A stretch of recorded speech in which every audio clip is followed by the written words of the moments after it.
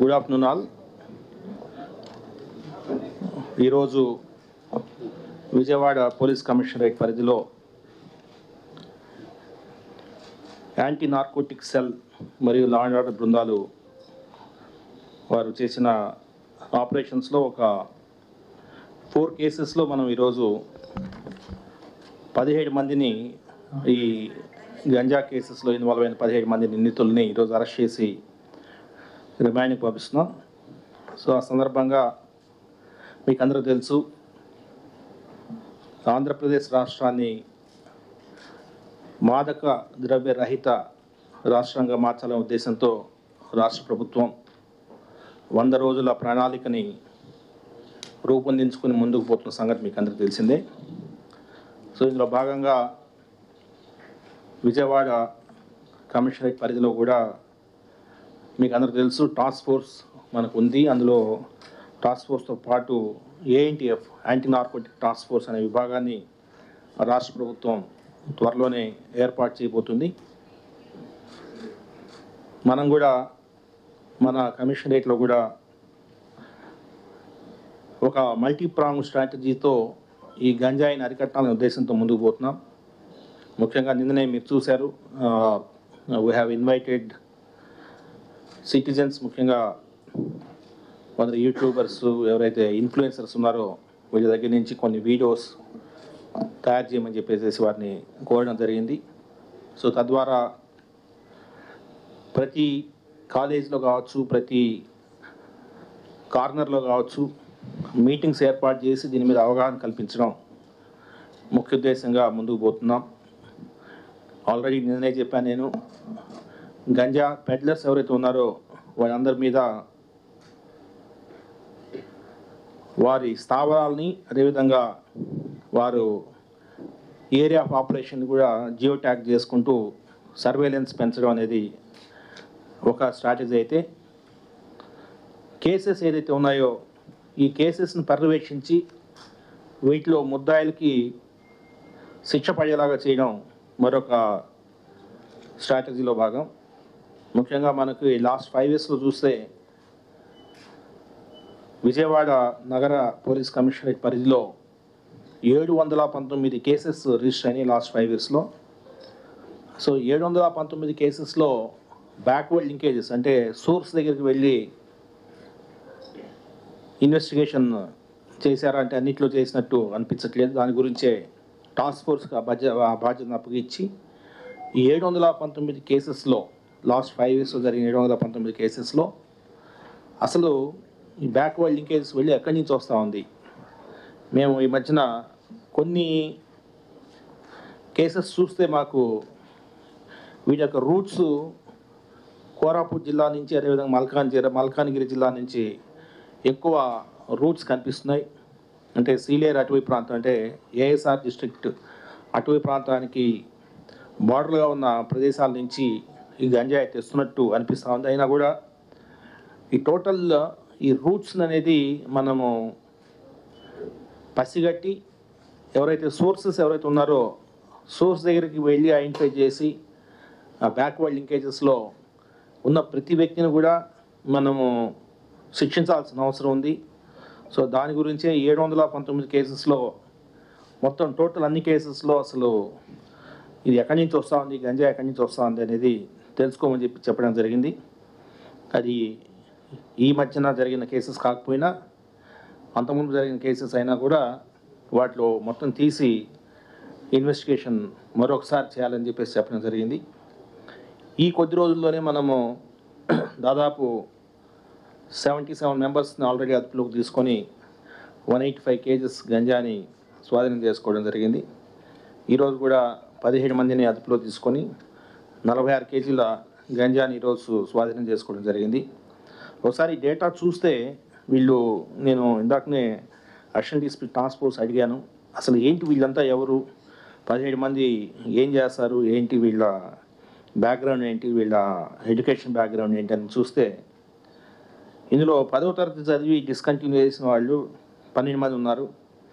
7వ తరగతి చదివిన వ్యక్తి ఒకతను ఉన్నాడు, ఇంటర్మీడియట్ చదివిన వ్యక్తులు 3 ఉన్నారు, డిప్లొమా చదివిన వ్యక్తి ఒకరు ఉన్నారు. అంటే ఇవంతా కూడా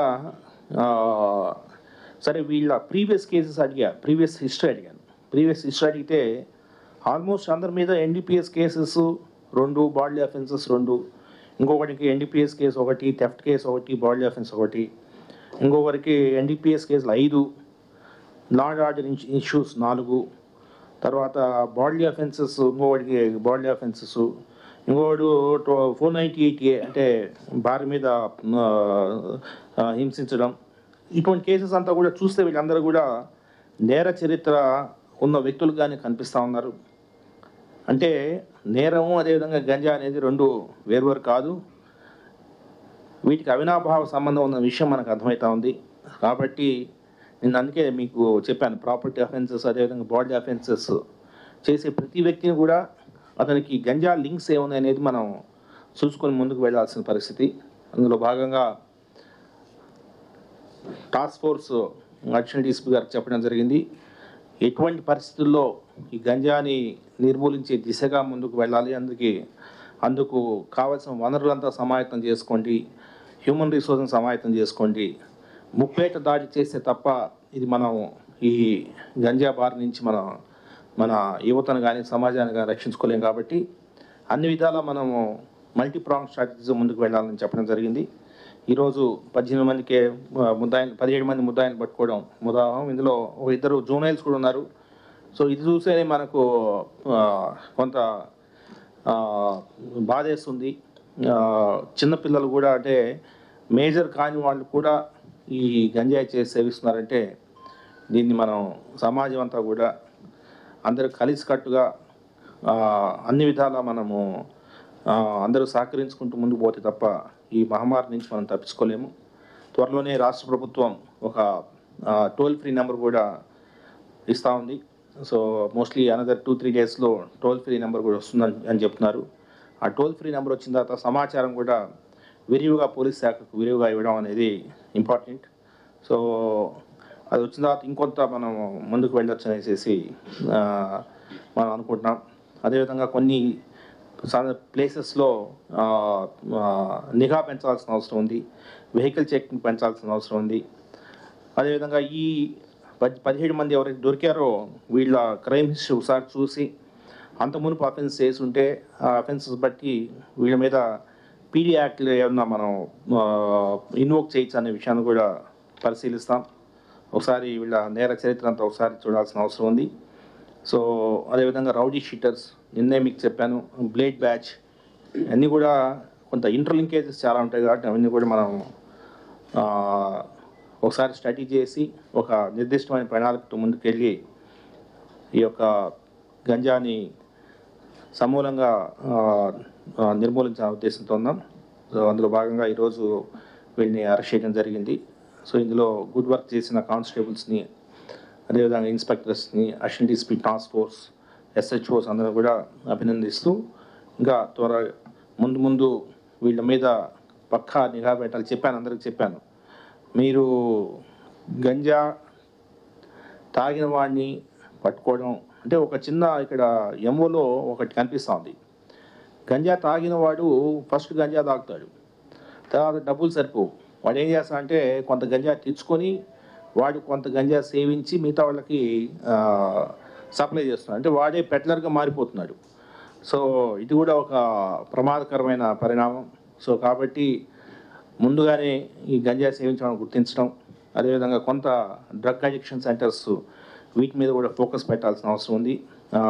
ఆంధ్రప్రదేశ్ ప్రభుత్వం కూడా దాని మీద కొంత వర్కౌట్ చేస్తూ ఉన్నారు. మీకు అందరికీ తెలుసు, ఒక సబ్ కమిటీ ఫామ్ అయ్యి, సబ్ కమిటీ ఎడ్యుకేషన్ మినిస్టర్ గారు, అదేవిధంగా హెల్త్ మినిస్టర్ గారు, హోమ్ మినిస్టర్ గారు అంతా కూడా కలిసి, అగ్రికల్చర్ మినిస్టర్ అంతా కలిసి దీన్ని ఒక ప్రణాళికతో ముందుకు వెళ్ళాలని ఆలోచిస్తున్నారు. అందులో భాగంగా కొన్ని డీ అడిక్షన్ సెంటర్స్ కూడా వారు త్వరలోనే ఏర్పాటు చేయబోతున్నారు. సో వీటన్నిటిని ఉపయోగించుకొని ఈ యొక్క గంజాయిని సమూలంగా నిర్మూలించడానికి కృషి చేస్తామని చెప్పేసి తెలియజేస్తూ ధన్యవాదాలు. 46 కేజెస్ అండి.